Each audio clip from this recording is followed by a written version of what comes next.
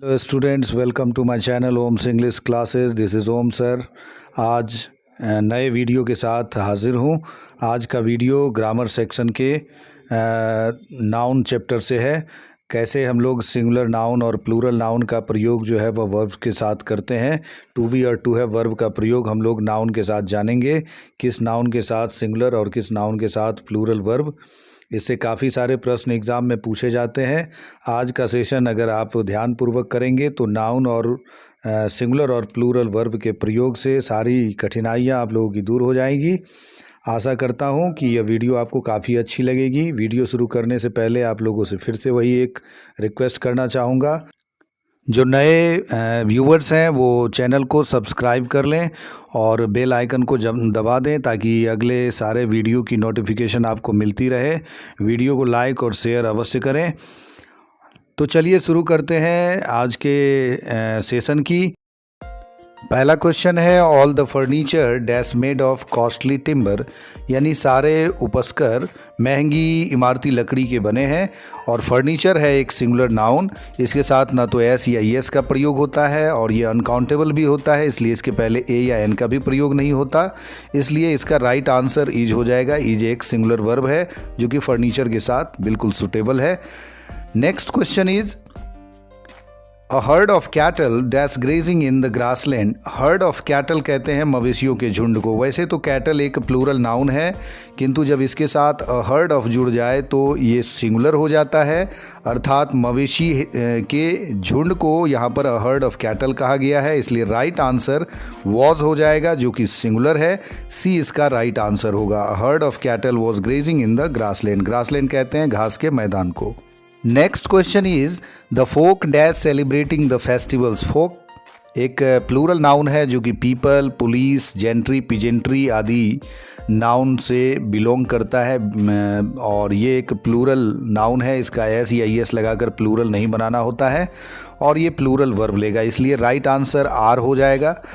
और इसमें एक प्लूरल वर्ब हैव भी है, किंतु सेलिब्रेटिंग भी फोर है, इसके साथ हैव का प्रयोग नहीं होता है। चौथा क्वेश्चन है, the smell of the flowers dash very sweet. यहाँ पर आप देख सकते हैं कि दो नाउन ऑफ से जुड़े हुए हैं और पहला नाउन जो है ऑफ से जुड़े रहने पर पहला नाउन वर्ब को तय करता है। स्मेल एक सिंगुलर नाउन है, इसलिए इसके साथ सिंगुलर वर्ब इज का प्रयोग करेंगे। फ्लावर्स भले ही प्लूरल है किंतु उसके साथ वर्ब का प्रयोग नहीं होगा, क्योंकि ऑफ के बाद जो भी नाउन आते हैं वो ऑब्जेक्टिव केस हो जाते हैं।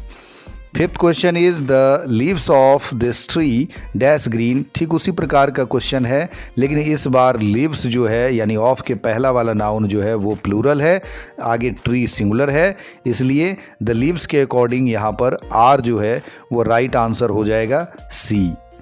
Next question is sixth question and it is, mathematics dash one of my favourite subjects, यानी गणित जो है वह मेरे पसंदीदा सब विषयों में से एक है।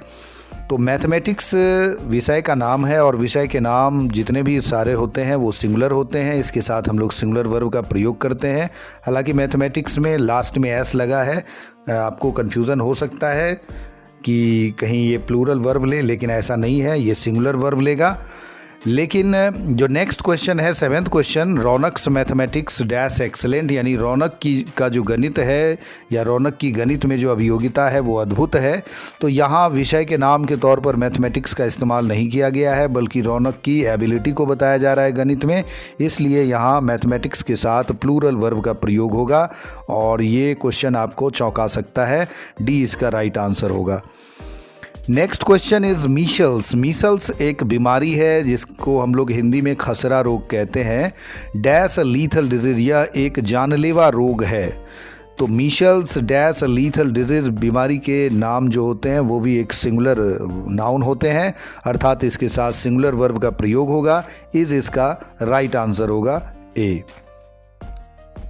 Next question is ninth question, the wages of sin dash death. ये एक लाइन है जो कि आपको बाइबल से लिया गया है कि पाप का दंड मृत्यु होता है और यहाँ पर वेजेस का अर्थ मजदूरी नहीं है, इसलिए वेजेस का यहाँ पर सिंगुलर प्रयोग है, इसलिए इसका राइट आंसर इज हो जाएगा। वैसे वेजेस का जब प्रयोग हम लोग मजदूरी के अर्थ में करते हैं तो ये प्लूरल वर्ब लेता है। Next question is the scissors dash very sharp. Scissors कहते हैं कैंची को, यह एक टूल है यानी कि औजार है और ये डबल पार्ट वाले नाउन में आते हैं और ऐसे डबल पार्ट वाले नाउन हमेशा प्लूरल ही लिखे जाते हैं एस के साथ या ईएस के साथ और ये हमेशा प्लूरल वर्ब भी लेते हैं, अर्थात इसमें राइट आंसर बी हो जाएगा आर। हालांकि हैव भी प्लूरल है लेकिन हैव पोजीशन वाला सेंस यहाँ देता। Next question is a pair of spectacles dash worth 399 यानी कि एक चश्मा जो है वो 399 रुपये का है और स्पेक्टिकल्स एक प्लूरल नाउन है, किंतु जब इसमें अ पेयर ऑफ लग जाए तो ये सिंगुलर हो जाता है, इसलिए राइट आंसर डी यानी कि इज हो जाएगा। Next question is 12th question, my jeans dash dirty. ये भी उसी स्पेक्टिकल्स वाली कैटेगरी से जो है वो नाउन है। जीन्स के भी दो पार्ट होते हैं अतः इसके साथ प्लूरल वर्ब होगा। वहाँ ए पेयर ऑफ लगा हुआ था इसलिए वहाँ हमने सिंगुलर वर्ब का प्रयोग किया, लेकिन माई जीन्स के साथ यहाँ पर आर का प्रयोग होगा। मेरे जीन्स गंदे हैं, माई जीन्स आर डर्टी। ठीक है, अगले क्वेश्चन की ओर बढ़ते हैं। Next question is 13th question, bread and butter dash good for breakfast. यानी कि ब्रेड एंड बटर जो है नाश्ते के लिए बहुत ही अच्छा होता है।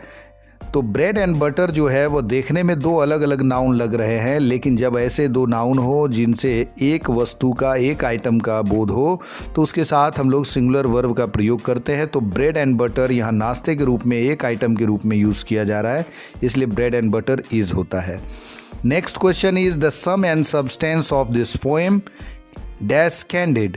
इसका मतलब है कि इस कविता का सार स्पष्ट है। यहाँ सम एंड सब्सटेंस दो अलग अलग नाउन नहीं बल्कि एक ही नाउन है जो कि सार के रूप में, समरी के रूप में इस्तेमाल किए जा रहे हैं, इसलिए इसके साथ भी सिंगुलर वर्ब का प्रयोग हम लोग करेंगे। बहुत से ऐसे नाउन हैं जो कि एंड के साथ जुड़े रहते हैं लेकिन उनसे एक ही वस्तु या व्यक्ति का बोध होता है। जैसे कि अगला क्वेश्चन देखिए, time and tide dash for none. यानी समय और मौका किसी का इंतजार नहीं करते।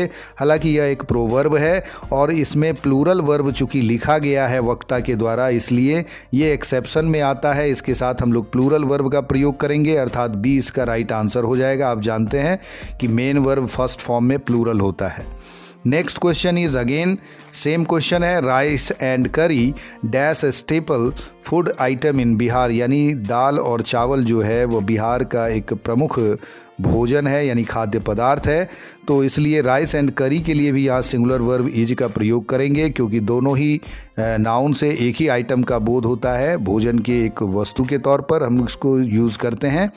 लेकिन जो अगला क्वेश्चन है फिर से देखिए, द प्रिंसिपल एंड टीचर। इसमें दो अलग अलग आदमी आपको दिख तो रहे हैं, द प्रिंसिपल एंड टीचर, लेकिन ध्यान से देखें तो दोनों ही नाउन के पहले आर्टिकल का प्रयोग नहीं हुआ, एक ही नाउन के पहले आर्टिकल का प्रयोग हुआ है, अर्थात दो पद एक ही आदमी यहाँ संभाल रहा है, इसलिए यहाँ सिंगुलर वर्ब अगेन होगा, was.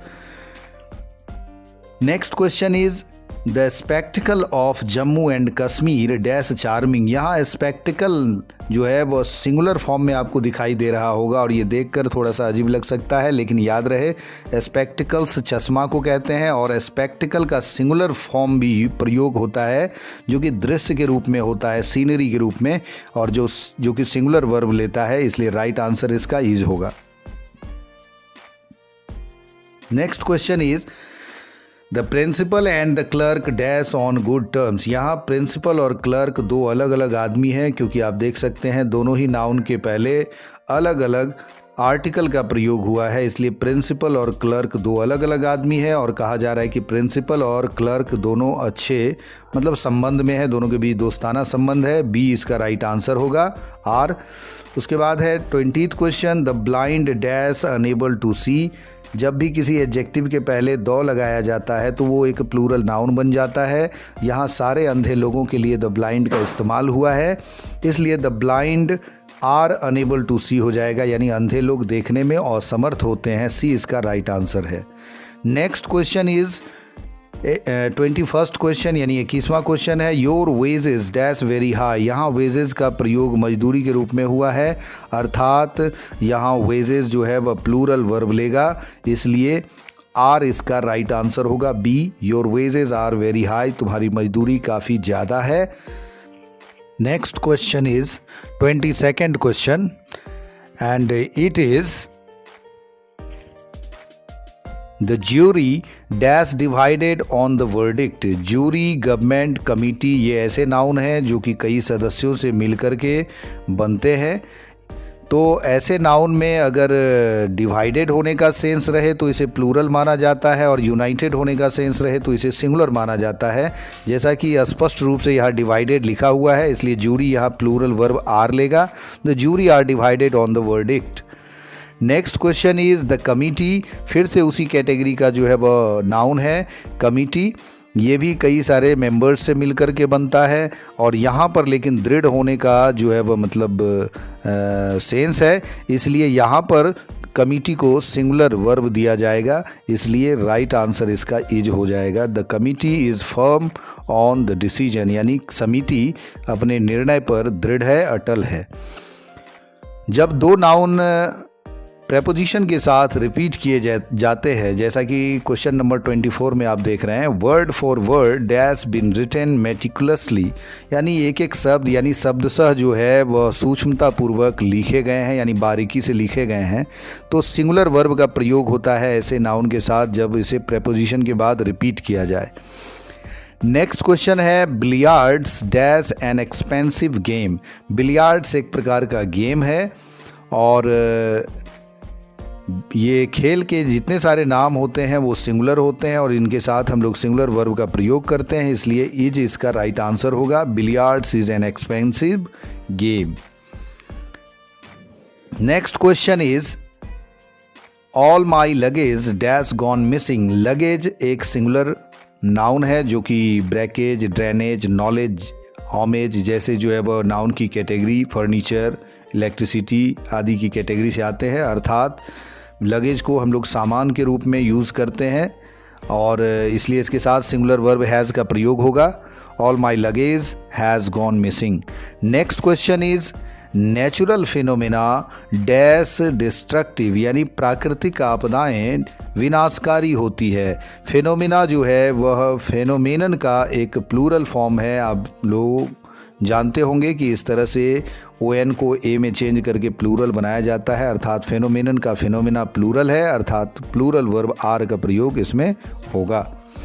Next question is 28th question, the surroundings of the hotel dash spick and span. Spick and span एक इडियम है जिसका मतलब होता है साफ सुथरा।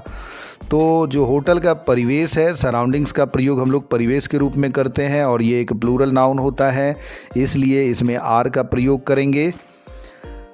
हैव भी प्लूरल है किंतु पोजीशन इसमें नहीं है, इसलिए आर का ही प्रयोग सही होगा। Next question is the summons dash typed by the clerk. Summons कहते हैं नोटिस को, और समन्स देखने में प्लूरल लग रहा है क्योंकि इसमें एस से यह एंड कर रहा है, किंतु यह एक सिंगुलर नाउन होता है, इसका प्लूरल समन्सेज होता है, इसलिए इसका राइट आंसर ए हो जाएगा वॉज, यानी कि the summons was typed by the clerk. All his belongings dash looted by the goons, यानी उसके सारे सामान बदमाशों के द्वारा लूट लिए गए। बिलोंगिंग्स एक प्लूरल नाउन है जो कि कॉन्ग्रेचुलेशंस, थैंक्स, अर्निंग्स, लिविंग्स जैसे या सराउंडिंग जैसे नाउन की कैटेगरी से बिलोंग करते हैं। ये हमेशा प्लूरल लिखे जाते हैं और इसके साथ हमेशा प्लूरल वर्ब का प्रयोग होता है, इसलिए बी इसका राइट आंसर वर हो जाएगा। इसके साथ ही आज के इस सेशन का होता है यहीं पर अंत। मिलते हैं जल्द अगली वीडियो में। आपको यह वीडियो कैसी लगी बताना न भूलें, कमेंट में हमें लिखें। आप अपने सुझाव भी हमें लिख सकते हैं कि अगले किस टॉपिक पर आप जो है वह ग्रामर की किस टॉपिक पर वीडियो चाहते हैं, तो मैं कोशिश करूंगा कि उस टॉपिक को जो है वह तैयार करके आप लोगों के सामने लाऊं। और चैनल को लाइक और सब्सक्राइब करना ना भूलें। मिलते हैं अगली वीडियो में जल्द ही।